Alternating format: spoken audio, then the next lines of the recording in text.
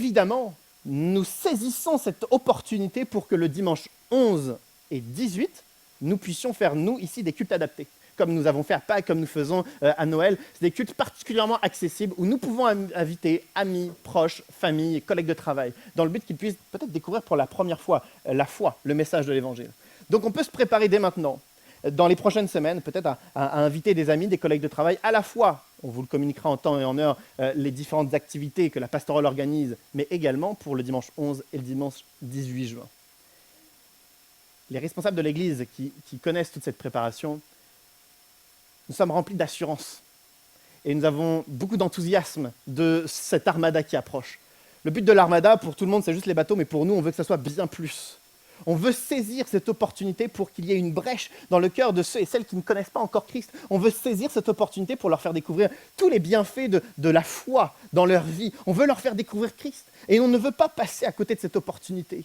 Alors évidemment, on croit à la fidélité de Dieu, on croit que Dieu va bénir, que Dieu va prendre tout en contrôle, on croit que Dieu va être fidèle, mais Dieu est toujours fidèle. La question est, est-ce que nous allons être fidèles pour pouvoir inviter, témoigner, présenter Christ? Est-ce qu'on va oser? Est-ce qu'on va s'en sortir? Est-ce qu'on va réussir finalement à inviter? Et puis, ça fait 4 ans que nous faisons 1 à 2 fois par an des cultes adaptés à Noël, Pâques, etc. On essaye d'en mettre à peu près 2 par année. Et puis, à chaque culte adapté, merci Seigneur, il y a toujours 5-6 personnes qui sont nouvelles pour la première fois, et c'est magnifique, et merci Seigneur pour ça. Mais au vu du nombre de membres que nous sommes, j'ai bon espoir qu'à un moment donné, durant un culte adapté, eh bien 100% d'entre nous, on aurait réussi à inviter. Et que 100% d'entre nous, on aurait des amis, des collègues de travail qui découvrent pour la première fois la foi, le message de l'Évangile. Le culte adapté qui arrive du 11 et du 18, ça peut être notre opportunité pour inviter. Et on va se préparer comme jamais, parce que l'Armada, c'est dans 1 mois et demi. Et donc, durant 1 mois et demi, on peut mettre la première diapo de la prédication. Durant 1 mois et demi, on peut mettre la deuxième, excuse-moi. Durant 1 mois et demi, on va être dans une nouvelle thématique qui s'intitule « Allumez votre lumière, témoignez ». Durant 1 mois et demi, on va redécouvrir l'importance du témoignage chrétien. Durant 1 mois et demi, on va être enseigné par les différents prédicateurs du prochain mois et demi sur le témoignage, sur comment témoigner, comment être un ambassadeur, comment briller. C'est Jésus lui-même qui utilise cette image. Il nous dit que nous sommes la lumière de ce monde. Et Jésus insiste sur le fait que cette lumière, elle doit être visible, elle doit briller, parce que si elle est cachée, si elle est enfermée, elle ne brille pas, elle n'est pas utile. Alors, nous sommes appelés à briller, nous sommes appelés à être la lumière, et on va redécouvrir durant le prochain mois et demi comment briller. Comment influencer, comment bénir, comment prendre soin, comment témoigner. On va découvrir comment accompagner une personne dans le but qu'elle puisse progresser sur son chemin de disciple depuis la première étape qui est peut-être « je ne connais pas Christ » jusqu'à cette étape où « je deviens un disciple ». Cette thématique, nous ne voulons pas la sous-estimer. Parce qu'en réalité, j'aime le titre « Allumez votre lumière » parce que peut-être que certains d'entre nous, on a éteint notre lumière. Peut-être que certains d'entre nous, ça fait des années que notre lumière, que notre témoignage est éteint. Peut-être que les pressions de la vie nous ont tellement écrasés qu'aujourd'hui, nous-mêmes, nous ne brillons plus, alors évidemment, notre lumière est éteinte. Peut-être finalement, nos préoccupations sont à droite et à gauche, mais certainement pas sur notre capacité à briller. Peut-être que notre lumière est éteinte parce que finalement, on ne se sent pas concerné, on ne se sent pas appelé. On pense que c'est les autres qui vont faire la lumière, qui vont transmettre la vie, l'espoir et le message de l'Évangile. C'est les autres, ce n'est pas nous, alors on éteint notre lumière. Il y a tellement de raisons qui nous ont poussés, qui nous poussent à éteindre notre lumière. Pourtant, l'Église a une seule et unique mission. Allez, faites de toutes les nations des disciples. Allumez votre lumière, témoignez. C'est la seule et unique mission de l'Église. Et je me remets en question, depuis quelques semaines, alors qu'on prépare cette thématique, je me remets en question personnellement à savoir si ma mission, mon objectif, mon intention, semaine après semaine, est-ce d'influencer, de bénir, de prendre soin, de témoigner? Ou est-ce que c'est autre chose qui vont juste me nourrir moi-même spirituellement, mais pas forcément nourrir les autres spirituellement? Alors, cette série a 2 objectifs assez simples. Le premier objectif, on veut préparer le 11 et le 18 juin. On veut témoigner, on veut inviter, on veut que le message de l'Évangile touche. Alors, durant 1 mois et demi, on va s'équiper tous ensemble pour arriver jusqu'à ce dimanche 11 et 18 afin d'inviter. Je vais même rajouter quelque chose, c'est peut-être complètement prématuré, mais je vais quand même le dire, avec foi je vais le dire. Peut-être que le dimanche 11, ça vous tente qu'on fasse 2 cultes, dans le but de s'assurer d'avoir suffisamment de place pour inviter tout le monde. Je trouve ça complètement prématuré parce qu'on est au début de la thématique, j'en ai parlé à aucun des responsables, mais et pourquoi pas on ne ferait pas 2 cultes, dans le but de s'assurer que tous nos amis, toute notre famille soient là. Ce ne serait pas logique humainement, mais ce ne serait pas logique par rapport à notre foi. Si vraiment Christ nous appelle à témoigner, à influencer, à bénir, à prendre soin et à inviter, et si on le fait, eh bien il nous faut de la place. Ça, c'est le premier objectif. On veut préparer le 11 et le 18 juin. Le deuxième objectif, c'est que la thématique, on puisse la mettre en pratique dès demain matin au travail. Dès mardi soir, en allant chercher nos enfants à l'école avec tous les parents qu'on croise jour après jour. Mercredi, à la salle de sport avec les mêmes personnes qu'on rencontre. Jeudi, au téléphone avec les familles. C'est une thématique, c'est pas juste pour emmagasiner des connaissances ou des informations, mais c'est une thématique qui doit nous pousser à l'action demain, la prochaine heure, à la prochaine minute. C'est une thématique qui n'a pas juste pour vocation de nous informer de quelque chose, mais de nous pousser à l'action. Alors, moi, je trouve que la thématique est challengeante pour ma propre vie. Je veux me souhaiter bon courage, je veux bénéficier de la grâce de Dieu pour les prochaines semaines parce qu'on va entendre toutes sortes de choses qui vont me montrer que je ne suis pas à la hauteur. Alors, je vous souhaite aussi bon courage. Il y a un passage biblique dans les derniers jours qui m'a particulièrement parlé sur ce sujet. C'est un homme qui lui aussi a besoin de redécouvrir sa mission, ou plutôt la mission de Dieu. On peut mettre le premier texte, Luc chapitre 10, verset 25, voici ce que le texte nous dit. Un professeur de la loi se leva et dit à Jésus pour le mettre à l'épreuve, « Maître, que dois-je faire pour hériter de la vie éternelle ?» Et on s'arrête à ce verset, on va lire la suite tout à l'heure. Un professeur de la loi approche Jésus avec cette fameuse question, comment faire pour hériter de la vie éternelle ? Le texte nous dit qu'il vient pour éprouver Jésus, pour le piéger. Les professeurs de la loi, scribes, prêtres, pharisiens, sadducéens, tentent jour après jour de piéger Jésus. Ils veulent le discréditer, ils veulent qu'il perde sa popularité et son influence sur le peuple. Alors, ce professeur de la loi, comme les autres, il approche de Jésus et il veut le discréditer. Ils veulent le piéger, ils veulent l'éprouver. Mais pas seulement. Voyez-vous, la plupart des joutes verbales, des débats qu'il y a entre les assaillants de Jésus et Jésus durent une phrase chacun, voire 2 phrases chacun, et ça s'arrête là puisque Jésus a la victoire, les adversaires se sont écrasés et ils s'en vont. Ensuite, Jésus enseigne le peuple. Ici, ça ne se passe pas comme ça. Il y a un long dialogue et échange entre ce professeur de la loi et Jésus. Les interprètes de ce passage estiment que le dialogue va de plus en plus en profondeur dans l'intimité presque des réflexions, des peurs, des doutes de ce professeur de la loi. Il y a même un interprète, Denis Morissette, que certains connaissent, qui dit qu'au-delà de sa question qui éprouve, qui provoque Jésus, il y a surtout une quête intérieure qui se fait sentir. Cet homme n'est donc pas seulement là pour éprouver, attaquer, piéger Jésus, mais il y a au fond de lui une quête intérieure qui s'exprime au travers de sa question. Comment faire pour hériter de la vie éternelle ? Et la vie éternelle, ce n'est pas simplement la vie après la mort, c'est la vie qui n'est pas limitée par la mort, c'est la vie qui n'est pas limitée par la maladie, par les guerres, par les peurs, par les doutes, par les angoisses, par les anxiétés. C'est la vie qui est épanouissante, c'est la vie qui surpasse les réalités d'ici-bas, c'est la vie qui surpasse les obstacles, c'est la vie que Dieu nous promet. Et cet homme qui pose, certes, pour initialement piéger Jésus, comment faire pour hériter la vie éternelle, il a surtout une quête intérieure. Comment faire pour obtenir cette vie ? La quête intérieure de cet homme, c'est la quête intérieure de tout homme. Toute l'humanité a faim et soif de découvrir cette vie. Toute l'humanité a faim et soif de solutions face à nos réalités qui sont si lourdes, si complexes. Alors il y a une quête dans cet homme. Moi, je ne la vois pas initialement, sa quête. Moi, je vois juste le professeur de la loi avec toutes ses connaissances, son arrogance qui vient pour attaquer Jésus. Mais Jésus, derrière la façade, derrière la carapace de ce professeur de la loi, il voit son cœur, il voit sa quête intérieure. C'est pourquoi Jésus accepte de dialoguer avec lui pour le faire cheminer. Et question après question, Jésus veut toucher son cœur parce qu'il voit la quête intérieure. Cet homme a donc un contraste important entre l'homme extérieur, visible, professeur de la loi, qui vient pour piéger, et l'être intérieur, qui a faim et soif de la vie. Mais ce contraste, on le voit chez nos amis, chez nos voisins, dans notre famille, avec nos collègues de travail. Il y a cette sorte de de carapace extérieure où les uns et les autres sont sûrs de leur connaissance, sont sûrs de ce qu'ils croient, sont sûrs de ce qu'ils veulent faire à l'avenir. Ils n'ont pas besoin d'aide, ils n'ont pas besoin d'incidence d'un certain Dieu dans leur vie. Ils ont la carapace de désintérêt vis-à-vis de Christ. Mais dans les profondeurs de leur cœur, il y a une quête intérieure, c'est la faim et la soif d'une vie différente. Parce qu'eux aussi, évidemment, sont confrontés à la même vie que nous, et eux aussi ont besoin d'une vie différente. Et ce que j'aime, c'est la façon dont Jésus, il voit le cœur, il voit l'être intérieur, il voit la question plus profonde, la question plus intime, et Jésus n'a pas peur de commencer un dialogue pour pouvoir aller percer la façade et aller atteindre son cœur. Une des raisons qui nous pousse à éteindre notre lumière, c'est parce qu'on n'ose plus percer la façade.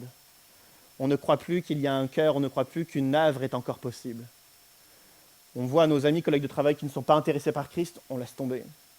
On voit certains de nos proches qui ont une vie, une situation qui est peut-être loin de Dieu, alors on n'y croit plus.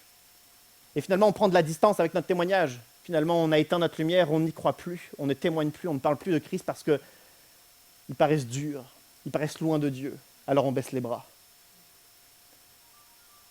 Il est nécessaire que nous puissions allumer notre lumière et y croire à nouveau. Comme Jésus y croit. Pourtant, cet homme vient pour le piéger, cet homme vient pour l'attaquer, mais Jésus y croit. Alors Jésus commence un dialogue. Est-ce qu'on y croit encore? Est-ce qu'on croit que des personnes peuvent encore découvrir Jésus, se convertir, faire des expériences qui vont transformer leur vie? Est-ce qu'on y croit encore? Et si on y croit, qu'est-ce qu'on fait? Qu'est-ce qu'on fait pour eux? Quel témoignage, quel soutien, quel échange on a avec eux, quel dialogue? Est-ce qu'on discute avec eux jusqu'à percer la façade pour atteindre le cœur des choses? Ou est-ce qu'on baisse les bras trop facilement, on éteint notre lumière et on ne brille plus? Le premier point, ça serait de dire que trop souvent notre lumière est éteinte parce qu'on n'y croit plus. Le dimanche objectif, c'est le dimanche 11 et le dimanche 18, c'est loin. Donc on a 1 mois et demi pour y croire à nouveau. On a 1 mois et demi pour... On y croit tellement qu'on renoue le dialogue et qu'on va au fond des choses. Et on ne s'arrête pas. Et on veut percer la façade, la carapace pour aller atteindre le cœur. Parce que tout homme cherche cette vie que nous avons. Amen. Le texte se poursuit et voici ce que le texte nous dit, c'est les versets qui suivent. Jésus lui dit, « Qu'est-il écrit dans la loi? Qui lis-tu » Il répondit, « Tu aimeras le Seigneur ton Dieu de tout ton cœur, de toute ton âme, de toute ta force et de toute ta pensée, et ton prochain comme toi-même. » Tu as bien répondu, lui dit Jésus. « Fais cela et tu vivras. » Jésus va essayer de l'amener avec quelques questions, à la découverte de la réponse. Comment obtenir la vie éternelle? Comment obtenir cette vie, la vie avec un grand V, la vie que Dieu propose? Comment l'obtenir? Jésus va l'amener avec des questions à découvrir la vérité. Jésus lui dit, qui lis-tu dans la loi? Évidemment, c'est un spécialiste de la loi, c'est un professeur, c'est un docteur, et il sait immédiatement répondre. Et puis, il le cite de façon précise. C'est un passage du Deutéronome et un passage des Lévitiques, donc de la Torah, du Pentateuque, qu'il est en train de citer avec facilité. Sachez que les enfants juifs mémorisent depuis leur jeune âge la Torah par cœur.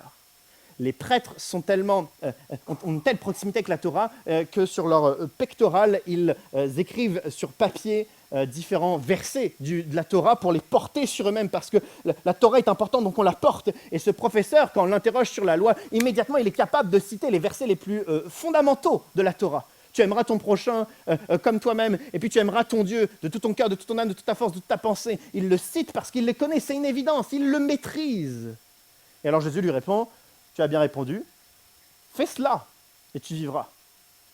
Tu veux la vie éternelle, tu veux cette vie extraordinaire, fais-le. Vas-y, essaye d'aimer Dieu parfaitement, passionnément, inconditionnellement, de tout ton cœur, de toute ton âme. Vas-y, fais-le. Mets Dieu en priorité dans ta vie. Plus que tes désirs personnels, cherche la volonté de Dieu. Vas-y, fais-le et tu vivras. Le professeur de la loi vient de dire, tu aimeras ton prochain comme toi-même. Vas-y, fais-le, essaye de le faire. Essaye d'aimer ton prochain autant que toi-même. Certains d'entre nous, nous ne nous aimons pas, nous n'avons aucune estime pour soi parce que les blessures passées, le regard des autres a réduit en miettes toute estime de soi. Alors, nous n'avons plus d'amour pour la créature que Dieu a pourtant créée. Certains, nous n'aimons pas notre prochain, nous l'aimons sous condition. Nous l'aimons sauf si il nous trahit, il nous abandonne, il nous persécute, il nous fait du mal, alors nous ne l'aimons plus. Et il n'y a aucune once de réconciliation, de repentance, alors quand Jésus dit « fais-le et tu vivras ». C'est juste une démonstration que le professeur de la loi est incapable d'aimer Dieu parfaitement, d'aimer son prochain et de s'aimer soi-même. À la question, Comment obtenir la vie? Eh bien, il ne peut pas obtenir la vie, puisqu'il n'arrive pas à aimer Dieu. Il n'arrive pas à aimer son prochain. Et il ne s'aime pas lui-même à la hauteur de ce que la parole de Dieu qui maîtrise tant demande. Il y a donc une différence entre ses connaissances, son statut de professeur de la loi, son statut de juif, et ce qu'il vit en réalité, et ce qu'il met en pratique, et ses accomplissements. Il y a une différence, il y a un gap entre ce qu'il sait et ce qu'il fait. Nous sommes sur une série qui parle du témoignage. La seule mission de l'Église, la seule mission que Dieu nous a donnée à chacun d'entre nous, à chaque disciple, c'est de faire des disciples. Faisons-nous des disciples? Si on ne fait raisonnement assez trivial, si on ne fait pas de disciples, c'est-à-dire qu'on désobéit à Dieu, on ne fait pas ce qu'il demande. Si on ne fait pas ce qu'il demande, alors à la question comment obtenir la vie, nous n'avons pas la vie, parce que nous ne faisons pas ce qu'il demande. Et alors là, moi j'ai mal au cœur. Quand je lis ça dans les derniers jours, j'avais juste mal au cœur parce que je prie Dieu, je demande son aide, son soutien, son intervention, je demande qu'il me parle, je demande de sentir sa présence, et j'ai une liste de demandes longues comme le bras, que jour après jour, semaine après semaine, je demande. Et il m'arrive de me plaindre parce que je ne sens pas sa présence, je ne vois pas sa main, je ne vois pas ses interventions, je ne vois pas ses réponses, et j'ai une liste longue comme le bras de choses que je ne vois pas de la part de Dieu. Et Dieu, lui, il y a juste une seule chose qu'il me demande, faire des disciples. Il est peut-être évident que si je ne fais pas de disciples, que je ne vois rien de sa part, puisque je n'ai pas commencé à faire un iota de ce que lui me demande. Et ça me fait peur, ça me fait mal au ventre, parce que une partie de nos préoccupations, c'est que Dieu réponde à nos besoins. Mais il n'y a pas beaucoup de préoccupations de notre part pour répondre à la seule mission qu'il nous a demandé de faire des disciples. Et alors on a mal, parce que nos couples sont en péril, parce qu'on est noyé dans des situations professionnelles, et des relations qui sont toxiques, et on a mal et on souffre. Nos peurs, année après année, sont encore là. Nos situations ne changent toujours pas. Et où est Dieu dans tout ça? Bien, Dieu, il a demandé que nous puissions faire des disciples. Et il est prêt à intervenir. Il est prêt à intervenir, mais il nous a aussi demandé de faire des disciples.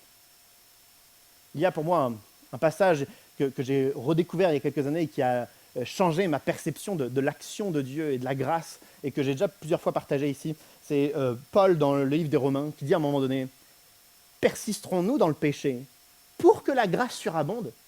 Certainement pas. Persisterons-nous dans la désobéissance, dans le fait de ne pas faire de disciples, dans le fait de ne pas témoigner, afin que la grâce surabonde, afin que Dieu nous bénisse, que Dieu nous parle? » La réponse de Paul, inspirée de Dieu, c'est certainement pas. Il y a quelque chose que j'ai besoin de redécouvrir, qu'on a besoin de redécouvrir. C'est que merci à Dieu pour sa grâce qui dure des mois, des années, des décennies. Mais à un moment donné, sa grâce n'a plus de sens si on n'essaye même pas de lui obéir, si on n'essaye même pas de faire des disciples, si on n'essaye même pas de briller, de témoigner.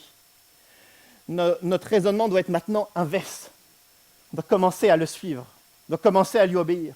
On doit commencer à briller, commencer à témoigner, commencer à parler de ce qu'il a fait dans notre vie, commencer à partager nos expériences. Alors, tout le monde n'est pas appelé à prendre, je sais pas, un plot, un siège, aller dans les rues, puis crier, vociférer le message de l'Évangile.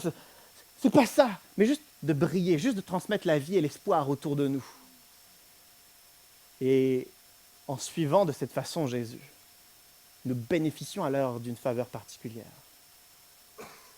Une des raisons qui nous pousse à éteindre notre lumière, c'est parce qu'on n'avait pas compris qu'il fallait l'allumer d'abord. On a l'impression que la foi est une option, que la foi est une spécificité de certains, que le témoignage est une option, que le témoignage est une spécificité de certaines personnes, alors que le témoignage est la base normale de tout chrétien. Il y a un évangéliste, peut-être que certains le connaissent, Franck Alexandre, qui était venu il y a plusieurs années ici même. Parmi ses habitudes, lorsqu'il fait un appel à la conversion et que certaines personnes s'approchent, il leur donne quelques conseils pratiques à la fin, comme de commencer à prier, de rejoindre une église si c'est possible, etc. Et le dernier conseil qu'il donne, c'est « Retournez voir vos amis, votre famille et partagez-leur votre foi ». Mais quel conseil sensé! Là où certains d'entre nous, on attend d'avoir une certaine maturité spirituelle, une certaine progression pour partager la foi, lui, il retourne la situation, je pense, de façon beaucoup plus biblique en disant bah, faites-le maintenant. Vous venez de rencontrer Christ, faites-le maintenant. On a besoin de redécouvrir cette façon si simple, si constante de partager notre foi. Amen. Le passage se poursuit, voici ce qu'il nous dit. Je reprends la parole de Jésus. Fais cela et tu vivras. Mais lui, voulant se justifier, dit à Jésus, et qui est mon prochain? Évidemment, Jésus lui dit, fais cela et tu vivras. Jésus est en train de provoquer, et lui, il se sent qu'il doit se justifier. Il se sent accusé par Jésus de ne pas être à la hauteur, de ne pas aimer parfaitement Dieu, son prochain et lui-même. Alors, il doit se justifier, et il dit, qui est mon prochain? Certainement qu'il se sent à l'aise sur ce domaine peut-être du prochain, peut-être qu'il se sent suffisamment à l'aise pour prendre soin de son prochain. Alors, il n'a pas peur d'aller dans cette direction. Jésus, qui est mon prochain? Peut-être qu'il se sent irréprochable. En effet, il se sent très à l'aise sur la question du prochain. Il a raison, parce que les pharisiens et les sadducéens, donc les groupes religieux de son époque, ne cessent de partager une doctrine, c'est que notre prochain, celui qu'on devrait aider, il est juif, il nous ressemble. Il n'est pas étranger, c'est pas une femme, c'est pas un malade, c'est vraiment quelqu'un, c'est un homme comme moi, et donc là on se ressemble, on est particulièrement similaires, et c'est envers ces personnes que je dois aider, c'est eux mes prochains, pas les autres. Donc cet homme se sent en effet particulièrement à l'aise sur la question du prochain parce qu'il aide les gens, il aide les 2 ou 3 juifs de la même catégorie socio-économique que lui, voisins qui travaillent avec lui, qui n'ont peut-être d'ailleurs pas beaucoup de problèmes, et il prend soin d'eux. Par contre, tous les autres, s'il y a un grec qui passe, non, je ne l'aide pas, combien même il a en besoin. Une femme, non, c'est les femmes qui vont l'aider. Un enfant, non, les enfants, on s'en fiche. Et catégorie sociale après catégorie sociale qui ne le satisfait pas, ce n'est pas mon prochain, je ne vais pas l'aider. Le professeur de la loi et tous les juifs de l'époque, suivant cette doctrine du prochain, sont prêts à aider, mais à trier d'abord. La question est, qui est notre prochain?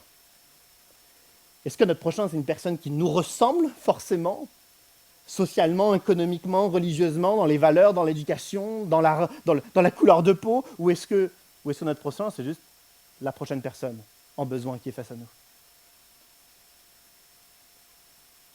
Allons un peu plus loin. Admettons que nous sommes le dimanche 11 et le dimanche 18, merveilleux dimanche, on fait de culte, et que certaines personnes sont invitées pour la première fois. Donc il y aura nos prochains qui seront là. Donc il y aura des blancs, des noirs, il y aura des hommes, des femmes. Il y aura peut-être des personnes qui ont des valeurs différentes que nous qui seront là. Il y aura peut-être des personnes qui ont des situations maritales différentes de nos habitudes. Il y aura des personnes peut-être qui ont des maladies psychiatriques qui vont peut-être nous interpeller. C'est différent de nos habitudes. Et donc il y aura tout un tas de nos prochains qui seront là, qui ne nous ressembleront pas. La question est, va-t-on être comme le professeur de la loi à trier, ou est-ce qu'on va réussir à avoir cet amour pour notre prochain inconditionnel, pour se dire, l'Église c'est ça. L'Église c'est accueillir tout le monde. Nous éteignons notre lumière toutes les fois où on commence à trier nos prochains. Mais nous allumons notre prière au moment où on est capable d'accueillir tout le monde et d'accompagner tout le monde, peu importe leur situation. Alors qu'il y a cette question, qui est mon prochain? Jésus va débuter sa parabole, la fameuse parabole du bon samaritain pour pouvoir répondre à sa question. On va lire en 2 fois la parabole, on peut mettre le premier passage. Voici ce qu'il nous dit. Jésus reprit la parole et dit, un homme descendait de Jérusalem à Jéricho. Il tomba entre les mains de brigands qui le dépouillèrent, le rouèrent de coups et s'en allèrent en le laissant à moitié mort. Un prêtre qui, par hasard, descendait par le même chemin, vit cet homme et passa à distance. De même aussi, un lévite arriva à cet endroit, il le vit et passa à distance. Et on s'arrête là. Jésus va répondre à la question « Qui est mon prochain ?» Alors il commence une parabole, c'est une histoire fictive pour transmettre des principes et des vérités. Ainsi, durant toute cette parabole, certes, une histoire fictive, mais il y a tout un tas de principes qu'on va devoir attraper au passage. La parabole commence avec un homme qui voyage de Jérusalem jusqu'à Jéricho. Mais malheureusement pour lui, des brigands lui tombent dessus. J'aime l'expression, le fait qu'il lui tombe dessus, parce que pour moi, ça a un principe déjà fort. C'est que ce n'est pas de sa faute s'il est roué de coups, blessé. Ce n'est pas parce qu'il a mal travaillé. Ce n'est pas parce qu'il a refusé un emploi qui se retrouve dans une telle misère. Ce n'est pas parce que, de toute manière, il n'aurait pas dû faire tel choix, il n'aurait pas dû côtoyer telle personne. C'est de sa faute s'il est dans cette situation. Non. Les brigands lui tombent dessus. C'est de façon totalement injuste qu'il se retrouve roué de coups, dépouillé. est laissé à moitié mort. On ne peut pas le juger, cet homme. On ne peut pas le corriger, on ne peut pas le responsabiliser. Il est juste injustement dans cette situation. Cet homme, c'est certains membres de ma famille, c'est certains voisins, c'est certains amis, c'est certains de mes collègues de travail. Cet homme, c'est vos amis, vos collègues de travail. Alors, ils n'ont peut-être pas la même situation que cet homme en pratique, mais combien de nos proches, à cause d'une telle pression professionnelle, ils ne parlent que de ça, ils ne souffrent que de ça, et ils se sentent dépouillés de leur vitalité. Combien de membres de nos familles qui se déchirent, combien de ruptures, combien de conflits, combien d'entre eux se sentent roués de coups. Combien de personnes ont tellement affronté de misère qu'ils se retrouvent laissés à moitié morts. Cette victime, on en croise tout le temps. Nous l'avons été, mais nous connaissons le Sauveur qui nous a sortis. Ils ne le connaissent pas. Alors heureusement pour cette victime, entre guillemets, il y a un prêtre qui passe. Excellent, un homme passe évidemment face à la misère de la situation de cette victime, évidemment. On s'imagine qu'il va faire quelque chose. Le texte nous dit que le prêtre, il va le voir. Bonne nouvelle, il le voit. Et il passe à distance. Il l'ignore.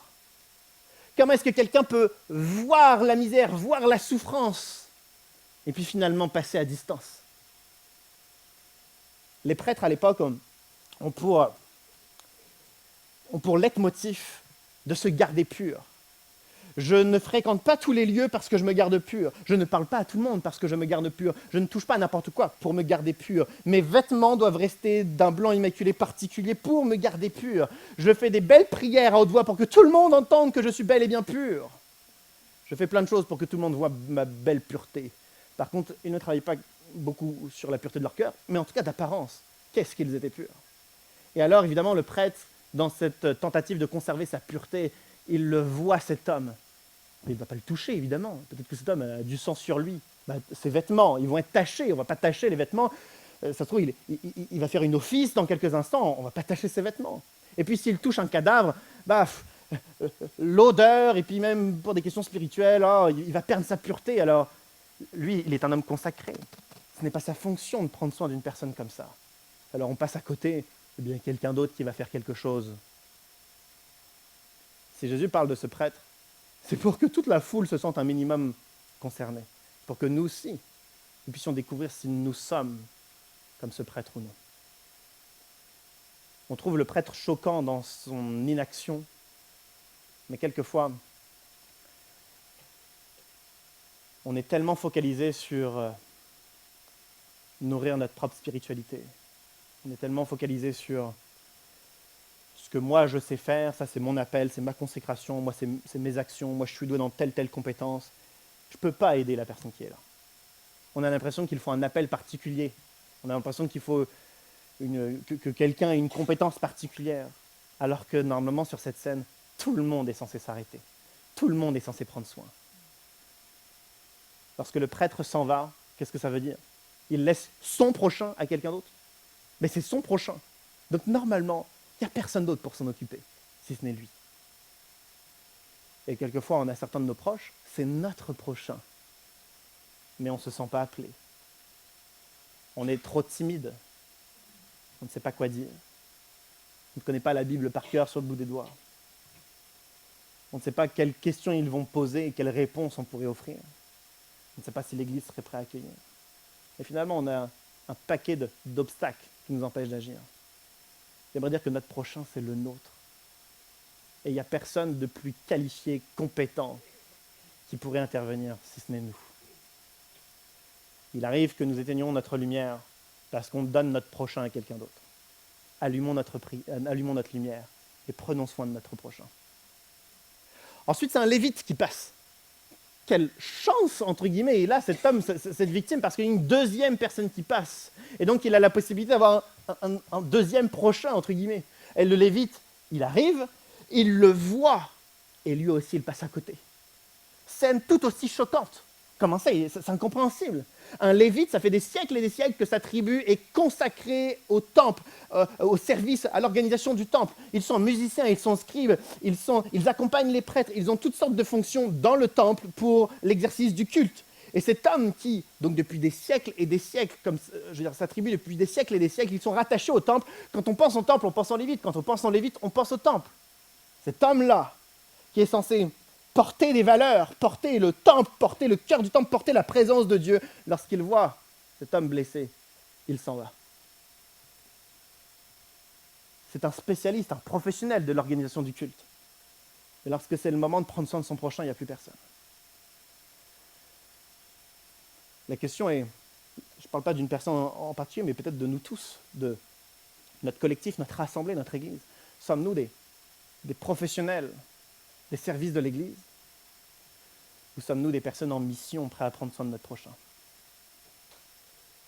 On fait, je l'ai dit tout à l'heure, on fait peut-être 2 cultes à l'année, 2 cultes adaptés à l'année. Peut-être qu'on devrait en faire 1 fois par mois. Beaucoup plus. Parce que si on fait uniquement des services pour l'Église, pour nous-mêmes, pour les chrétiens, pour nourrir notre propre âme, on manque la mission de Dieu. Et si finalement si l'Église organise tout son temps dans la louange pour nous-mêmes, la prière pour nous-mêmes, la méditation de la Bible pour nous-mêmes, où est la mission? Je suis tellement heureux d'entendre par exemple le groupe de femmes, le groupe d'hommes qui indirectement a pour vocation aussi d'accueillir ceux qui ne connaissent pas Christ. Et là, je me dis que l'Église est pertinente, parce que l'Église a mis la mission dans ses services, la mission de Dieu, celle de témoigner dans ses services. Et c'est là que ça a toute sa valeur. Il ne faudrait pas que le temps passe et qu'on oublie de mettre la mission de Dieu dans les services. Parce que sinon, on serait déconnecté du plan de Dieu. Et on perdrait alors la faveur et la bénédiction de Dieu dans l'Église, parce qu'on serait à côté de la plaque. On aurait mis la mission pour d'autres personnes, ou pour, oui, on fait un service d'évangélisation 1 fois de temps en temps. Je crois même qu'on devrait passer une étape et peut-être être capable de revoir nos services, notre conception de l'Église. Lorsqu'on regarde les Actes des Apôtres, je suis, et peut-être que plusieurs sont fascinés par la vie des apôtres pendant les Actes des Apôtres, on a l'impression qu'il y a une bénédiction, une faveur particulière. Et eux, ce qu'ils font au quotidien, c'est naturellement, constamment parler de leur foi. C'est naturel, et Dieu les bénit ainsi. Mais plus encore, qu'est-ce que l'Église primitive naissante organise? Elle n'organise pas de temps de prière. Ce sont des disciples, ils le font naturellement, ils n'ont pas besoin que l'Église organise des réunions de prière pour prier ensemble. Est-ce que l'Église organise des temps de louange? Ben non, ils le font naturellement. Ils sont chrétiens et ils le font ensemble. L'Église n'a pas besoin d'organiser ça. Qu'est-ce que l'Église primitive organise? Ils envoient des apôtres pour aller prêcher le message de l'Évangile. L'Église organise quelque chose juste pour les non-chrétiens, mais rien de formel pour les chrétiens parce que l'ADN des chrétiens fait qu'ils vivent leur vie naturelle. Et qu'est-ce que fait l'Église aujourd'hui? La nôtre, mais la plupart des églises au XXIe siècle, c'est qu'on organise toute la vie de l'Église uniquement pour les chrétiens, 1 fois de temps en temps une spécificité pour les non-chrétiens. Là où les Actes des Apôtres, c'était l'inverse.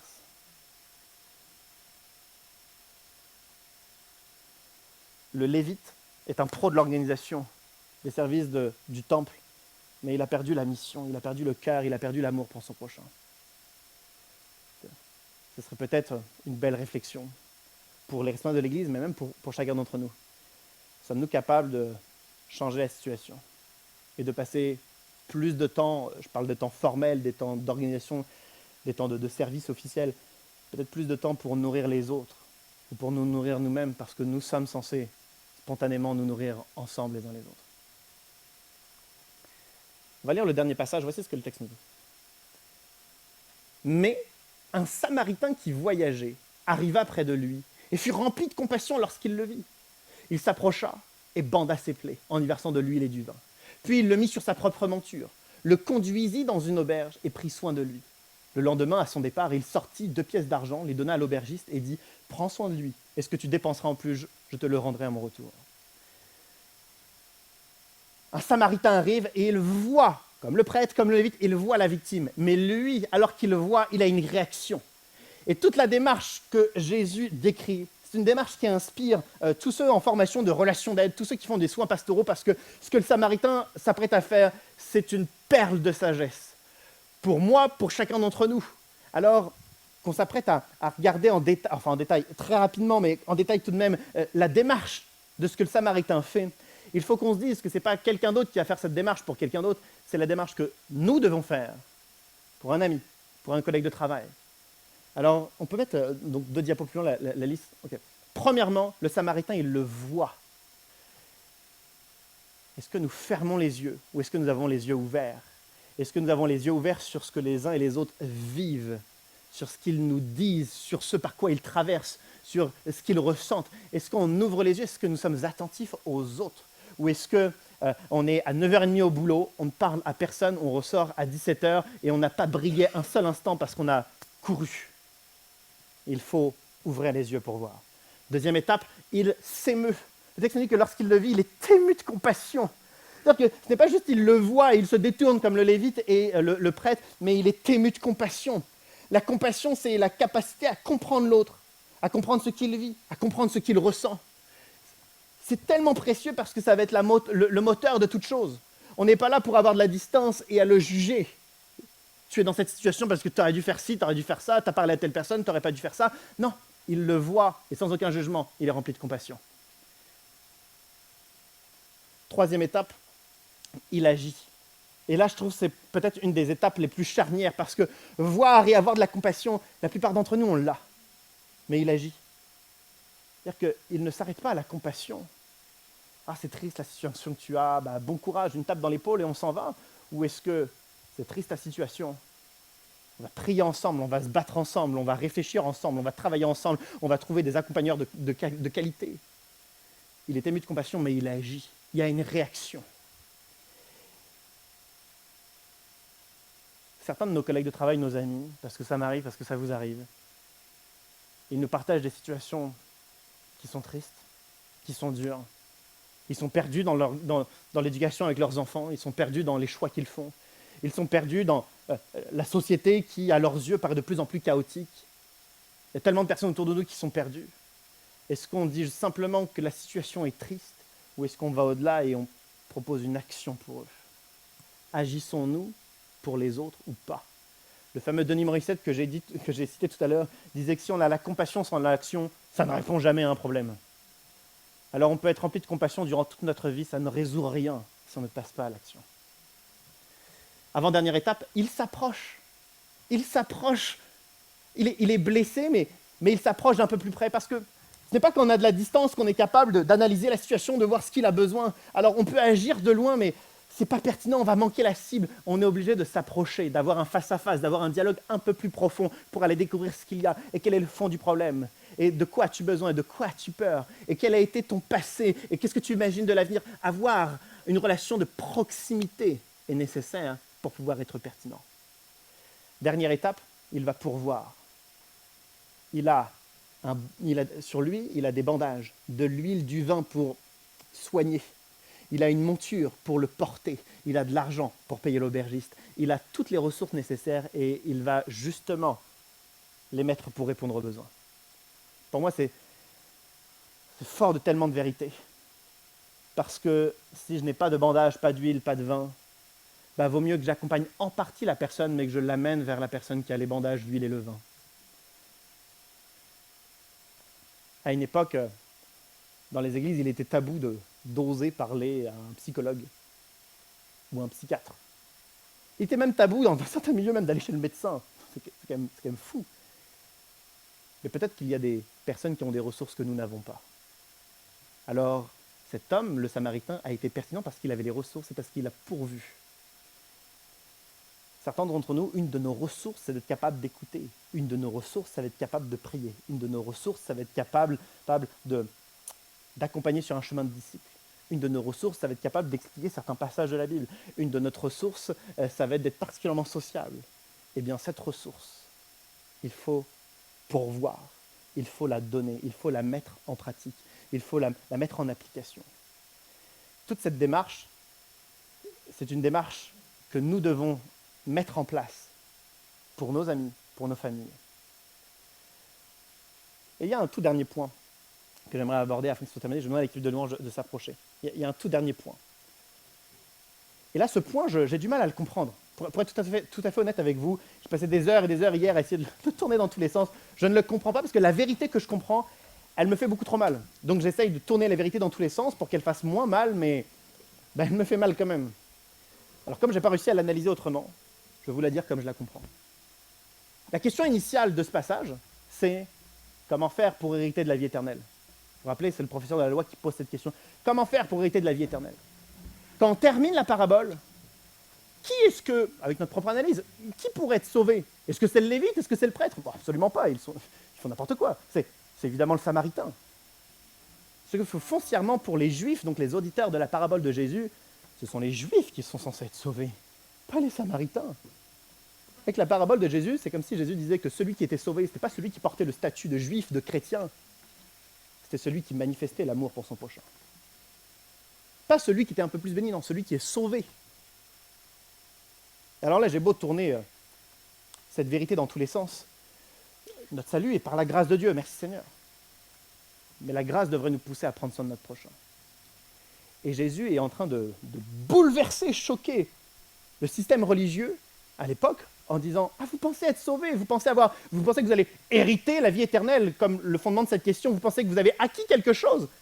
Mais si vous ne prenez pas soin de votre prochain, on passe à côté de quelque chose. » Et c'est celui qu'on n'imaginait pas sauvé, le Samaritain, tellement loin de Dieu, ignorant, pas capable, qui finalement est lui en train de manifester de l'amour pour son prochain. Et c'est peut-être lui qui est plus susceptible d'être sauvé. Et moi, je vous dis que ça me fait mal au cœur, parce que j'ai de l'assurance dans mon salut. J'ai de l'assurance dans mon salut.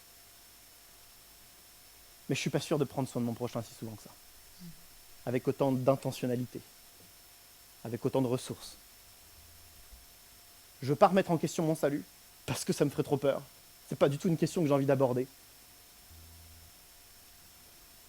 Mais si Jésus est en train, à ce point, de provoquer et de faire mal, justement là où il faut, c'est pour les remettre en question. Alors, je n'ai pas du tout la capacité oratoire, l'autorité ou la sagesse de Jésus, mais entendons sa parabole. Qui est censé être sauvé? C'est nous les chrétiens.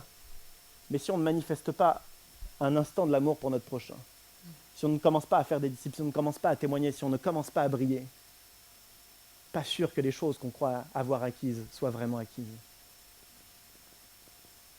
On va chanter dans un instant « Sauve avec puissance ». Vous pouvez commencer à jouer si vous voulez. Ce chant « Sauve avec puissance » qu'on a chanté tout à l'heure, il m'a parlé évidemment en fonction de la prédication qu'on allait faire, parce qu'il y a ce fameux refrain « Il déplace les montagnes, il sauve avec puissance ».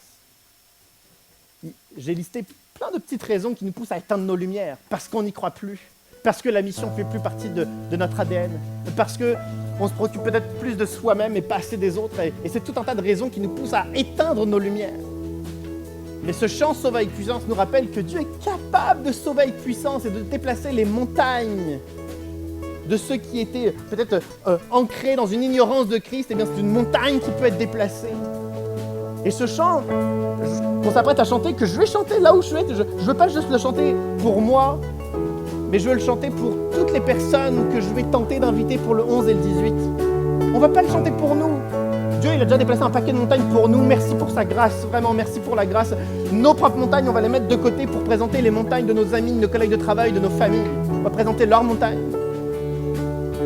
On va chanter de tout notre cœur que Christ puisse déplacer leurs montagnes pour le 11 et pour le 18.